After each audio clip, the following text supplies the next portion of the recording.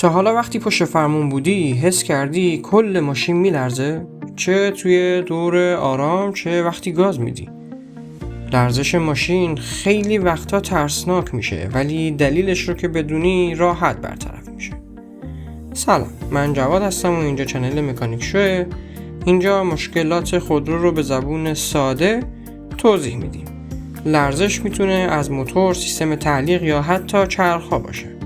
مرحله به مرحله بررسی میکنیم. مورد اول، لرزش در دور آرامه که شم یا کویل خراب باعث احتراق ناقص میشه و لرزش موتور. انژکتور کثیف که پاشش سوخت درست انجام نمیشه یا موتور پایه‌ای که درست تنظیم نیست. نشونه‌هاش چیه؟ ماشین توی حالت درجا میلرزه ولی با گاز دادن بهتر میشه. مورد دوم، لرزش هنگام حرکت یا شتابه که یک موردش میتونه از دست موتور خراب باشه که موتور درست روی شاسی ثابت نمیشه، یا یک مورد دیگه‌ش هم میتونه از دیسک و صفحه کلاژ تاب برداشته یا ساییده شده باشه. نشونه‌هاش لرزش بیشتر موقع شتاب گرفتن یا تعویض دنده هستش. مورد سوم، لرزش در سرعت‌های بالا.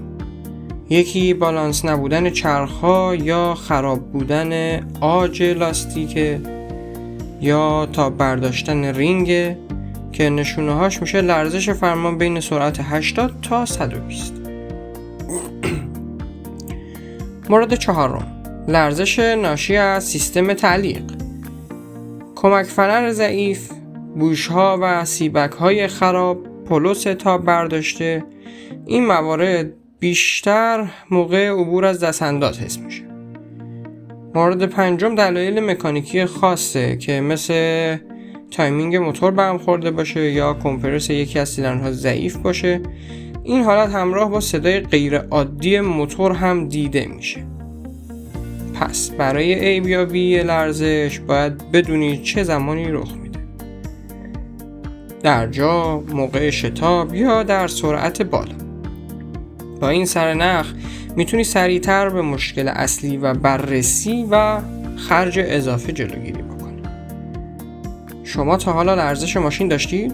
علتش چی بوده؟ توی کامنت ها بگید که بقیه هم استفاده کنن. لایک و سابسکرایب هم یادتون نره.